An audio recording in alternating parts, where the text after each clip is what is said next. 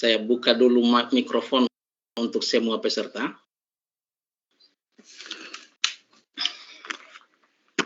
Terima kasih. Assalamualaikum warahmatullahi wabarakatuh. Waalaikumsalam warahmatullahi wabarakatuh. Sebelumnya mohon izin moderator, saya akan membagi layar. Ya, silahkan Pak. Baiklah, pada kesempatan hari ini kita akan coba mereview kembali bersama. Saya menyambung saya di kegiatan pembukaan bahwa di room ini ada banyak master, ada banyak trainer yang membersamai kita. Ada beberapa orang di sini, ada Ibu Yusrina, ada Pak Sahama, ada Pak Wawan Kurniawan, ada Pak Murdin, beliau Pak Mursid, Abdul Mursid, ada Pak Murdin dan beberapa trainer lain yang sudah cukup matang di dalam bidang Office 365 ini. Kita di sini insya Allah kita bisa sharing pengalaman dalam implementasinya, karena memang Office 365, sejak Office 365 ini diperkenalkan, terutama saat gencar-gencarnya sejak menjelang pandemi COVID-19 sampai hari ini, memang sudah cukup banyak pelatihan-pelatihan yang dikembangkan oleh kawan-kawan dari berbagai institusi. Namun, sejauh yang kami pantau, bahwa implementasi dari Microsoft Teams ini sebagai salah satu atau bahkan satu-satunya program unggulan dari Office 365 dalam rangka memberikan layanan perluasan akses belajar bagi anak-anak Indonesia, itu saya melihat hanya sedikit dari alumni-alumni pelatihan Office 365 itu yang mengimplementasikan Microsoft Teams dalam pembelajarannya. Ada dua problem seperti yang saya sampaikan tadi terkait dengan kesulitan kawan-kawan guru di dalam implementasi Microsoft Teams ini.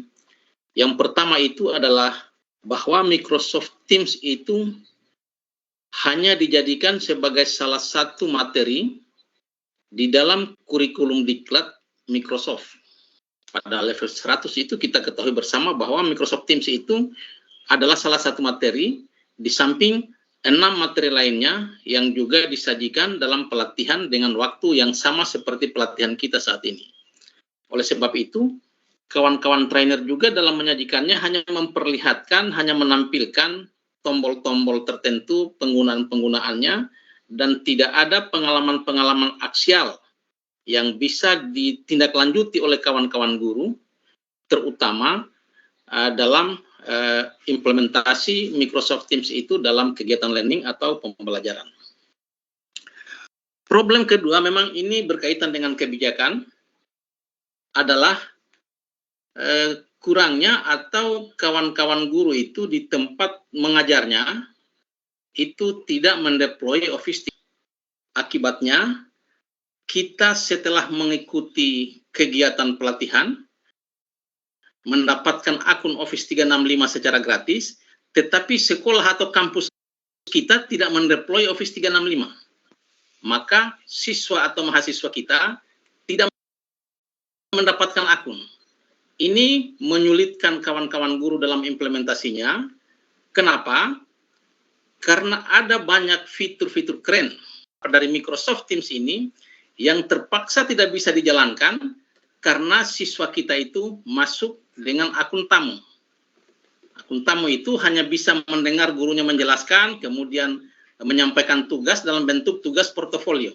Padahal tugas penyampaian tugas di dalam Microsoft Teams ini kan kita ketahui bahwa ada 2 atau ada 3 teknik di dalam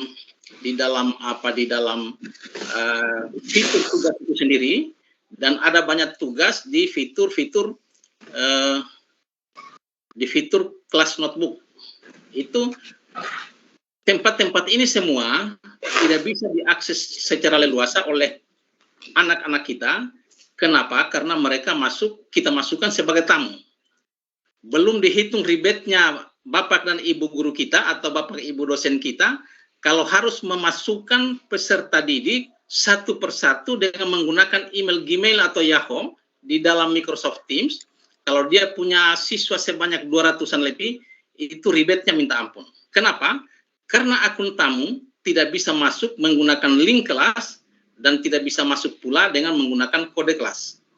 Oleh sebab itu, harus begadang, harus tahan tidur gurunya, ibu gurunya, atau bapak gurunya untuk memasukkan satu persatu siswa-siswa tersebut. Nah, inilah yang membuat akhirnya kawan-kawan alumni pelatihan itu menjadi menemukan problem dalam implementasi Microsoft Teams. Nah, LKP Insan Muda Mandiri Sultra atau IMM Sultra mencoba menggandeng meminta binaan dari FKIP UMK supaya kita bisa mempersembahkan ini kepada kawan-kawan guru. Beberapa hari lalu, atas bantuan dari Sultra Cerdas, kami mendapatkan lisensi akun Office 365 tanpa batas. Kami berpikir bahwa karena ini adalah lisensi pendidikan, ada baiknya kita persembahkan untuk dunia pendidikan. Oleh sebab itu, kami membuka ruang kepada kawan-kawan guru dan dosen yang sekolah atau kampusnya tidak mendeploy Office 365 untuk kita siapkan Office 365 bagi siswa-siswi mereka. Sebab begini, apalah artinya pelatihan-pelatihan seperti ini kalau tindak lanjutnya tidak ditindaklanjuti dalam bentuk implementasi. Kemudian bagaimana mau diimplementasikan kalau kawan-kawan guru tidak mendapatkan akun untuk siswanya? Ini kan masalah juga. Jadi supaya bisa terukur kita punya gerakan, kita punya komitmen kepada kemajuan pendidikan Indonesia, coba kita buat seperti ini, bahwa kawan-kawan guru yang belum mendeploy, kita siapkan akun Office 365 untuk siswa-siswinya, insya Allah bisa supaya Microsoft Teams itu bisa lebih bermakna di kalangan kawan-kawan. Baik, pada pertemuan pertama ini kita akan coba melihat, mereview kembali Microsoft Teams dan aplikasi-aplikasi pendukungnya. Sekarang saya akan tampilkan, sudah terbagi layar saya, Bu, belum ya? Saya akan menampilkan, mereview kembali Microsoft Teams yang bisa kita pakai dalam kegiatan pembelajaran. Ini adalah tampilan Microsoft Teams saya. Saya masih berada di kelas kita, yakni kelas workshop Microsoft Teams. Ini adalah layar awal daripada Microsoft Teams dari akun saya. Di sini saya sudah punya 4 kelas, ya. Ada kelas pelatihan Excel, ada kelas Corp Instruktur. Ini tipe kelasnya, Corp Instruktur ini adalah tipe kelas PLC atau Professional Learning Club. Ya. Nah, kemudian ini Microsoft kelas kita sekarang. Workshop Microsoft Teams ini adalah tipe kelas seperti yang sering kita ikuti di pelatihan-pelatihan. Dan ada satu kelas lagi namanya kelas Staff Management. Ini tipe staff. Nah, di dalam Office 365 lisensi 1 ini ada 4 tipe dari Teams yang bisa kita jalankan. Yakni tipe kelas, seperti yang sering kita pelajari, ini untuk kegiatan pembelajaran sehari-hari. Ada tipe staff, dan ada tipe PLC, atau Professional Learning Club. Ketiga tipe ini memiliki ciri khasnya sendiri-sendiri. Kemudian, ada beberapa perbedaan, namun yang paling ramai memang, yang paling komplit itu adalah tipe kelas, karena ini untuk pembelajaran. Nah, di dalam pengenalan 3 tipe atau 4 tipe dari Microsoft Teams ini, kita akan ketemu dengan jawaban satu pertanyaan bahwa Microsoft Teams ini sesungguhnya tidak harus ada corona. Anak didik kita itu tidak harus belajar online baru kita membutuhkan Microsoft Teams. Tapi ada banyak poin-poin pekerjaan kita untuk mendukung kinerja profesi kita itu yang bisa dimudahkan oleh Microsoft Teams itu. Nah, ini yang akan kita coba diskusikan dalam pelatihan kita ini. Saya mulai dari tipe kelas. Tipe kelas itu saya coba tampilkan kelas kita yang akan kita pakai untuk belajar sekarang, untuk berdiskusi di kegiatan ini. Tipe kelas ini, di tipe kelas itu ada banyak fitur. Saya akan perlihatkan sebagai review. Nanti teknik implementasinya insya Allah besok kita akan diskusikan. Di situ ada aktivitas di mana semua aktivitas di dalam Microsoft itu akan terekam di sini dan akan ketahuan di sini. Di sini ada banyak aktivitas-aktivitas di kelas tim saya, di tim saya yang sudah diakses oleh kawan-kawan. Ini ada salah satu kawan kita yang minta persetujuan untuk bergabung ke Teams, karena beliau ini bergabung menggunakan link. Saya akan setujui. Nah, ini ada 2 orang, ada Ibu Samsidar dan ada Ibu Sri Wahyuni meminta persetujuan untuk bergabung dengan tim. Saya akan langsung setujui kedua-duanya. Jadi ini mereka berdua ini bergabung di dalam Microsoft Teams dengan menggunakan link kelas.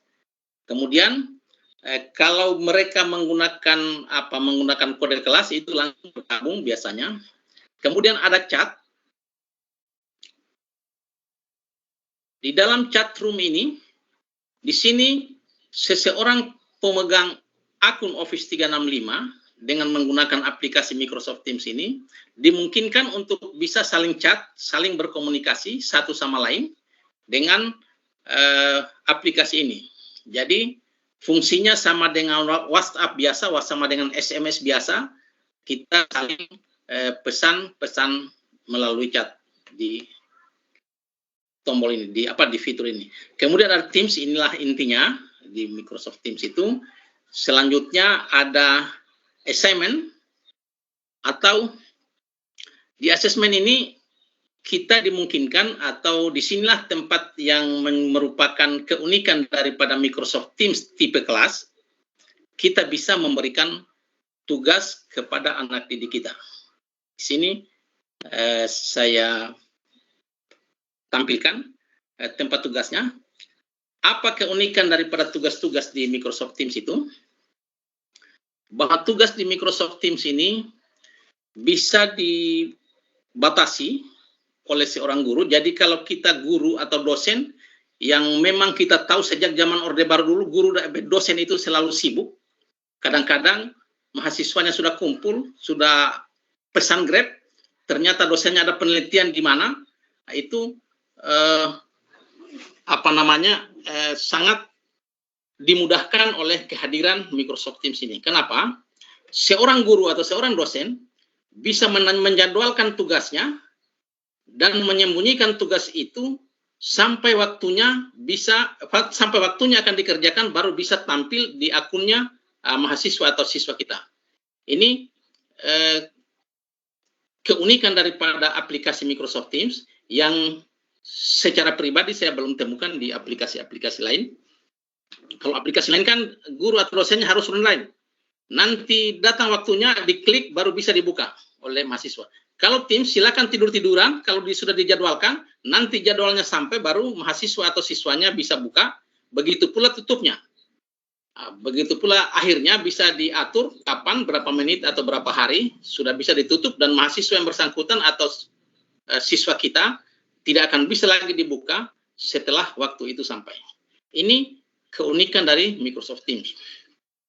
Kemudian ada kalender untuk menjadwalkan kegiatan, dan seterusnya. Ini adalah Teams atau kelas tim dengan tipe kelas. Kemudian saya akan coba memperkenalkan fitur-fitur dari Teams dengan tipe staff. Saya ambil staff dulu ya. Ini yang saya buat kelas staff. Di kelas staff ini, kalau saya buka, ya, staff itu Teams-nya hanya tidak ada tugasnya, sama dengan tipe kelas tadi, tapi dia tidak punya tombol tugas, ya, tidak punya tombol tugas. dia hanya punya tombol file untuk menyimpan arsip, ada dokumen-dokumen penting, dokumen-dokumen digital yang disimpan di situ, kita ambil filenya.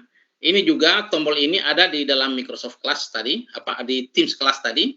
Kemudian ada staff notebook.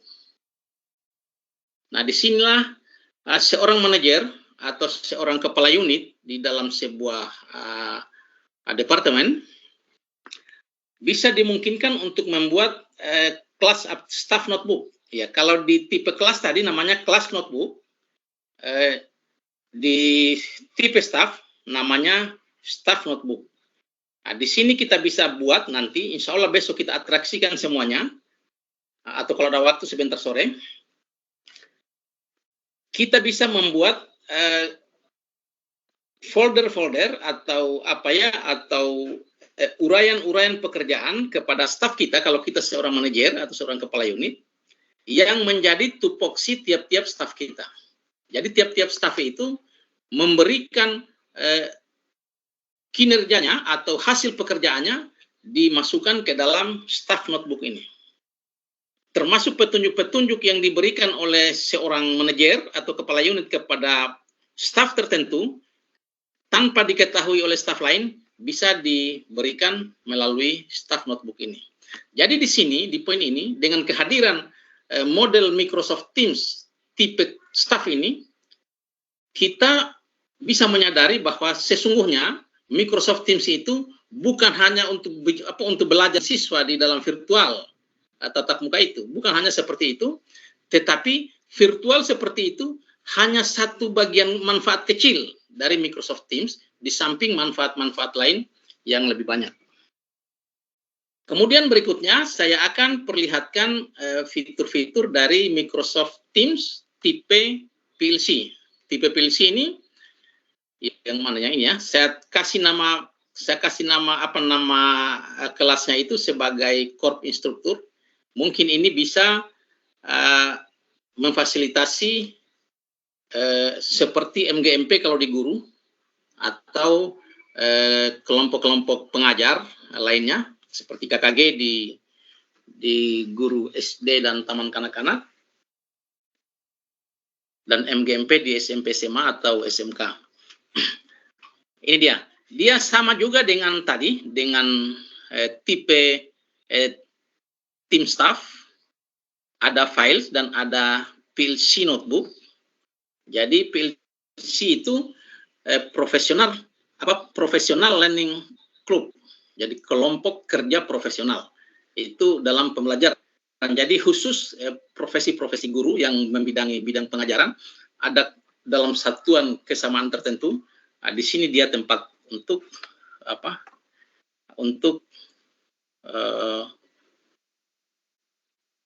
berhimpun di dalam kelas Teams.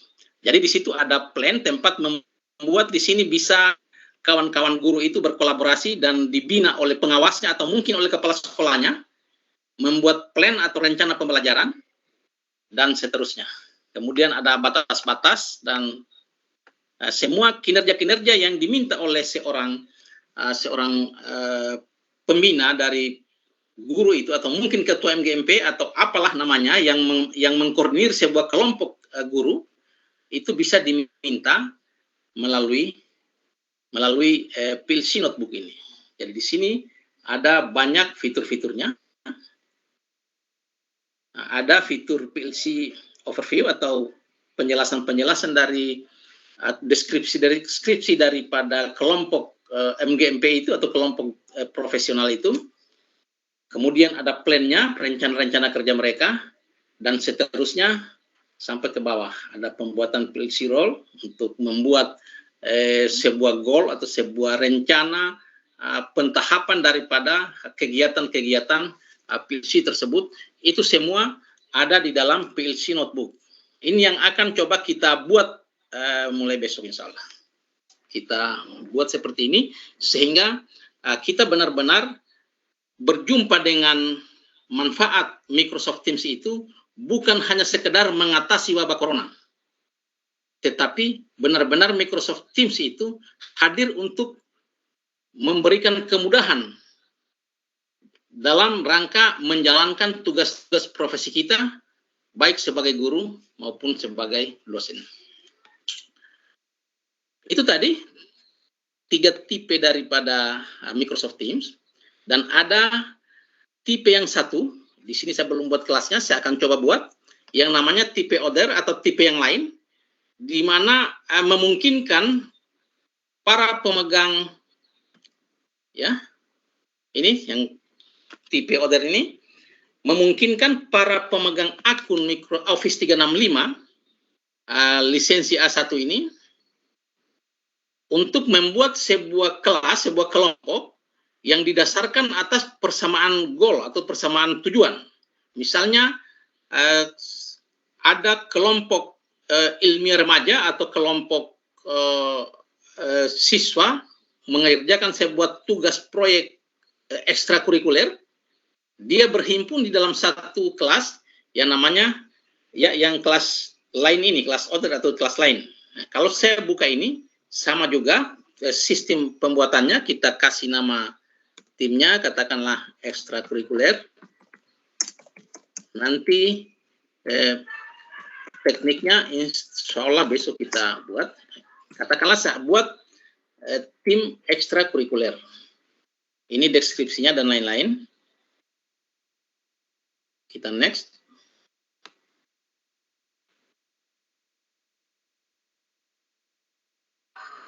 Di sini kita diminta masukkan satu orang, katakanlah saya masukkan Ibu Hermawati ya di kelas ini. Saya add. Untuk atraksi lengkapnya, insya Allah kita mulai sebentar sore sampai besok. Nah, ini sudah terbentuk satu kelas lain tadi, yang juga dia tidak ada notebooknya. Jadi dia berisi hanya berisi tempat postingan atau tempat berkirim-kirim pesan, kemudian ada file tempat untuk mengupload hasil kerja mereka. Jadi kelas ini dibangun untuk suatu tujuan yang mempersamakan pesertanya untuk bersama-sama membangun kelas ini. Ini di dalam kelas other tadi. Nah, jadi dia hanya berisi file, kemudian berisi post atau postingan. Nah, kalau kita melihat dari review 4 tipe kelas di dalam Microsoft Teams A1 tadi, kita bisa kita bisa menarik satu simpulan, satu statement bahwa sesungguhnya Microsoft Teams ini untuk bisa kita jalankan, kita butuh paling tidak ada 2 aplikasi persembahan Office 365 yang harus kita kuasai sebagai pendukung daripada Microsoft Teams itu. Apa 2 aplikasi itu? Yang pertama adalah aplikasi Microsoft Form. Ya. Sebentar ini saya akan coba buka kembali karena di sini banyak trainer dan kita semua sudah punya pengalaman bikin formulir, sehingga hanya saya mau tunjukkan saja ya di mana saja tempat buatnya kalau Microsoft untuk membuat formulir atau soal. Tidak perlu kita tuntaskan karena memang kita semua sudah pada bisa semua ya. Kemudian dengan Microsoft Form kita bisa integrasikan dengan assignment atau tugas di dalam Microsoft Teams. Kemudian yang kedua, aplikasi lain yang menunjang atau yang harus kita miliki untuk bisa menjalankan Microsoft Teams itu, yang kedua adalah ini OneNote.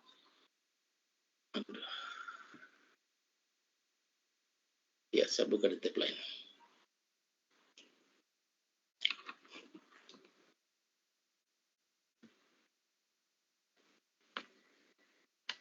Ya, mohon sabar. Terlambat loadingnya saya punya perangkat.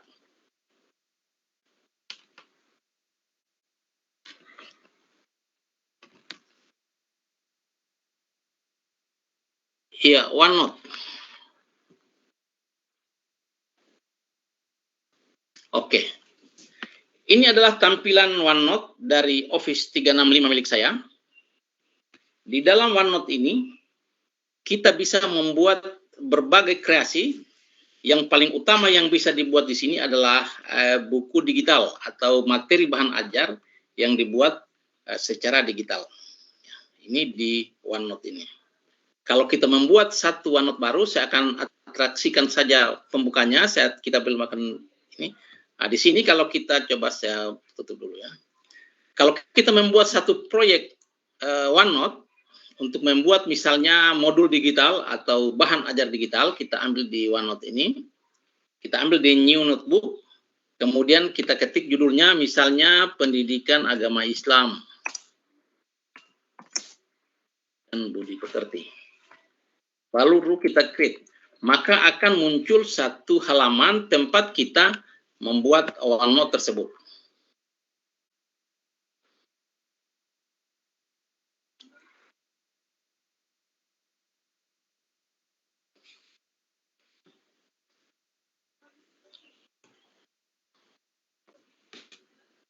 Ya, disinilah.